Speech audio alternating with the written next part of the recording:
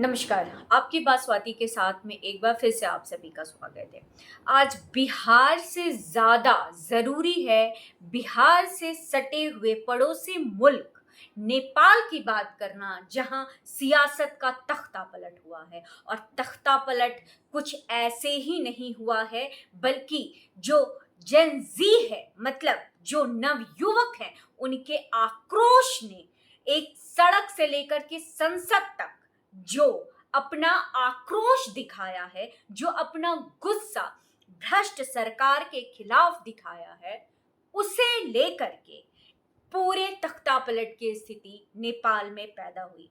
प्रधानमंत्री ओली से लेकर के नेपाल के राष्ट्रपति तक ने इस्तीफा दे दिया है। धड़ाधड़ कई मंत्रियों का इस्तीफा है। सबसे पहले तो आप ये भी जान लें कि नेपाल में ना तो कोई पक्ष है ना कोई विपक्ष है। नेपाल में पक्ष ही विपक्ष है और विपक्ष ही पक्ष है। इसका मतलब ये हुआ कि जो भी पार्टियां हैं वहां पे मौजूदा पार्टियां, उन सब ने मिल करके मिली जुली सरकार बनाई है। और मिली जुली सरकार ऐसी कि सब जितने भी वहाँ पे पॉलिटिकल बड़े पार्टीज हैं, तीन पॉलिटिकल पार्टीज हैं जो बड़े हैं, उन सब के नेता मंत्री पद पर हैं।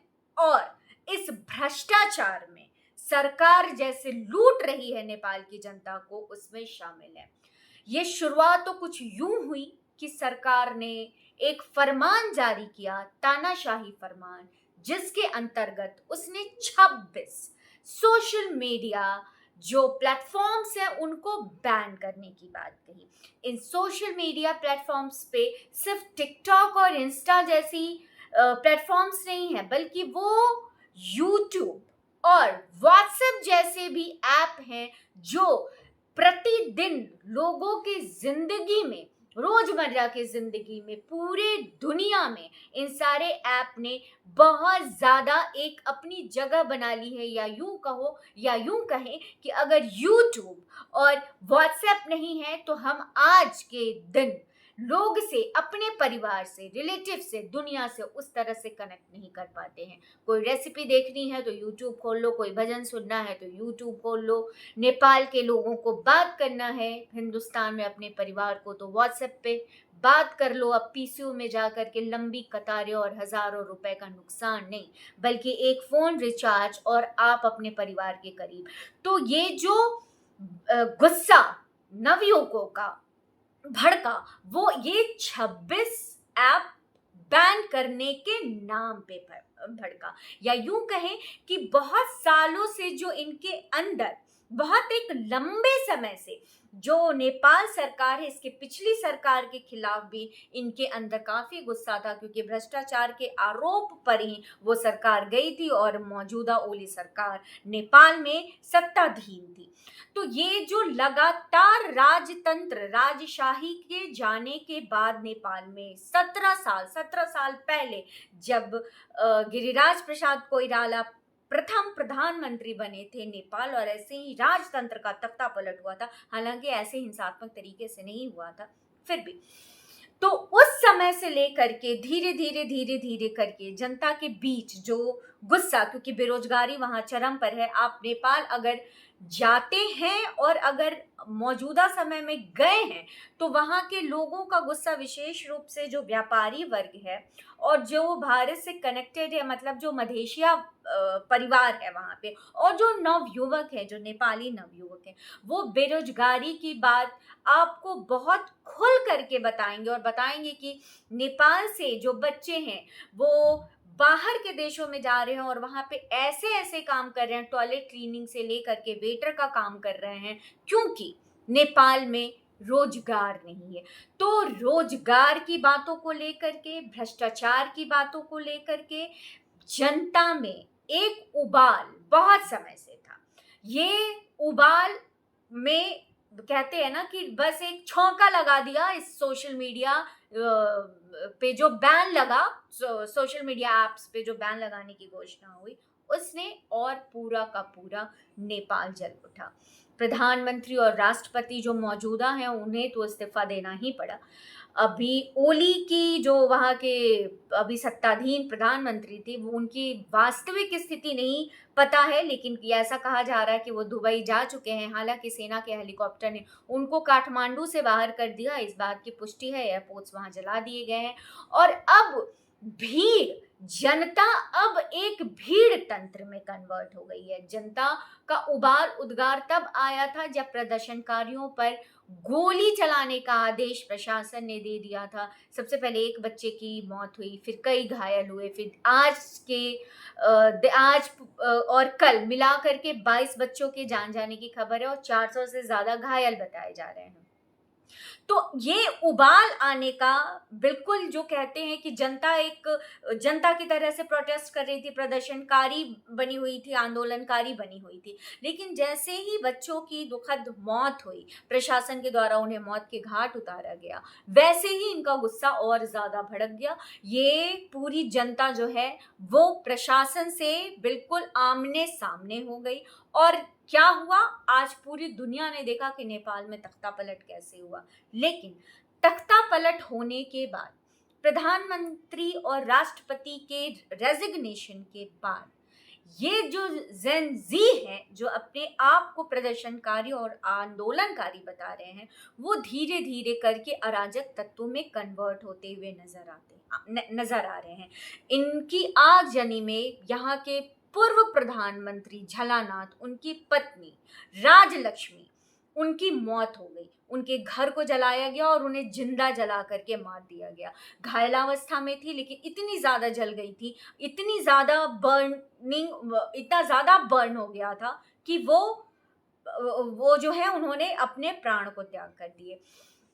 आप जेल से कैदियों को छुड़ा रहे हैं, ठीक है, आपके एक नेता थे स्वतंत्र पार्टी के, उन्हें आपको छुड़ाना था। आपने उसके साथ साथ कितने सारे न जाने कैदियों को, असामाजिक तत्वों को, अराजक तत्वों को छुड़ा दिया। आप नेपाल के बैंक लूट रहे हैं, आपने संसद भवन जला दिया, आपने कई सारी गाड़ियां चला दी, आपने ओली टावर, ओली जो यहाँ के अभी प्रधानमंत्री थे, उनका एक बहुत बड़ा होटल था, उसको जला दिया।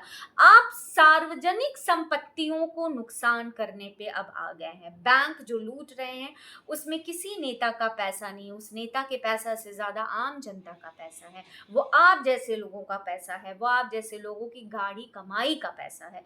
तो ऐसे में जब जनता भीड़ तंत्र में बदल जाती है, जब जनता अराजक और असामाजिक तत्व में बदल जाती है, तब क्या होता है ये भी नेपाल देख रहा है। आज भारत देख रहा है नेपाल की स्थिति, और पूरा विश्व देख रहा है।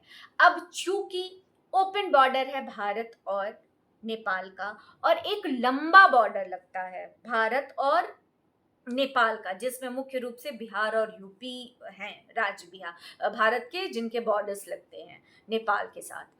तो ऐसे स्थिति में भारत को कितना सतर्क रहना चाहिए। भारत ने एडवाइजरी जारी कर दी है, यहाँ वहाँ पे जो लोग हैं उन्हें बताया गया है, कुछ इमरजेंसी नंबर भी डिक्लेयर किए गए हैं, बताए गए हैं कि अगर कोई बहुत इमरजेंसी वाली सिचुएशन हो तो आप कॉल करके सहायता ले सकते हैं। और कहा गया है कि आप घर में ही रहें, आप जहाँ हैं नेपाल में वहाँ घर में रहें, सुरक्षित रहें, अभी आने की ज़रूरत नहीं है, माहौल को ठंडा होने दें। तो एडवाइजरी वहाँ के नागरिकों, नेपाल में जो अभी भारत के नागरिक हैं उनको, उनके लिए जारी की गई है।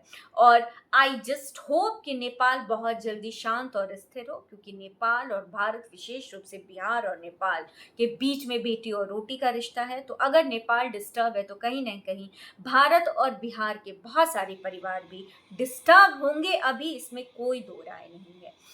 तो ये तो हुई नेपाल की बात। मैंने सोचा था कि एक ही वीडियो में मैं उपराष्ट्रपति और के चुनाव को लेकर के और नेपाल की स्थिति को लेकर के समझाऊंगी, लेकिन मुझे लगता है अच्छा ठीक है, मैं कल कोशिश करूंगी उपराष्ट्रपति वाले मसले पे वीडियो बनाने के लिए।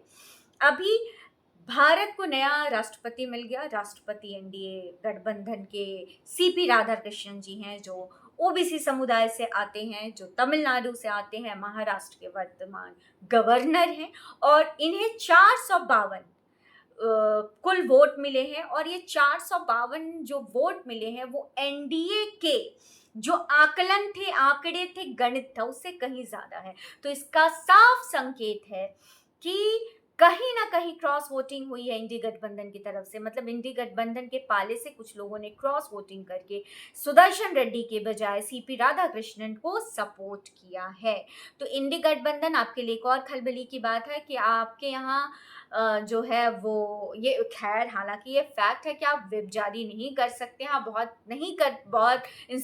विप जारी नहीं कर सकते, तो आप क्या ही कर सकते हैं। लेकिन आपको जो विश्वास अपने ही सांसदों पे, अपने ही नेताओं पे है, वो किस कदर तक का पीठ पे छुरा भोंक दे, ये इंडी गठबंधन को समझने की जरूरत है। सुदर्शन रेड्डी जी को मिले हैं 300 वोट और वो ये चुनाव, उपराष्ट्रपति का चुनाव भी इंडी गठबंधन हार गया।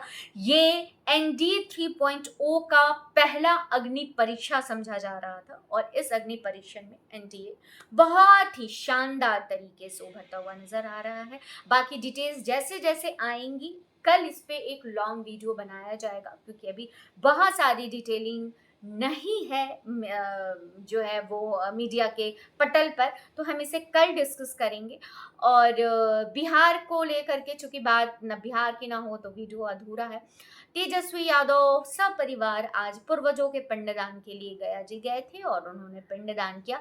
वो तेजस्वी यादव जो कहते हैं कि मंदिर में जाने से क्या होता है, आपको रोजगार थोड़ी ही मिल जाता, वो लालू यादव जो कुंभ को लेकर के नाप शनाप बकते हैं, पूरा राजद उनके आप नेताओं को देख लीजिए, वो पंडिताई को और इनके जो प्रवक्ता है, राष्ट्रीय प्रवक्ता है, पंडिताई को लेकर के, ब्राह्मणत्व को लेकर के इतने गाली देते हैं टीवी चैनल्स पे बैठ करके, राष्ट्रीय क्षेत्रीय टीवी चैनल्स पे बैठ करके। वो आज वो उनके सुप्रीमो लालू प्रसाद यादव सपरिवार, सपत्नी, पुत्र वधू, नाती पोता के साथ गया जी और ब्राह्मणों के नेतृत्व में, ब्राह्मणों की अगुवाई में उन्होंने पिंडदान किया अपने पूर्वजों का। तो ये रही बात बिहार की में एक सरगर जो कहते हैं ना कि गर्मजोशी या जो हॉट न्यूज़ था, वो यही था आज का।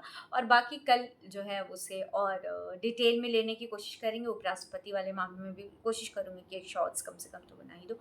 तो मिलते हैं कल, तब तक के लिए नमस्कार।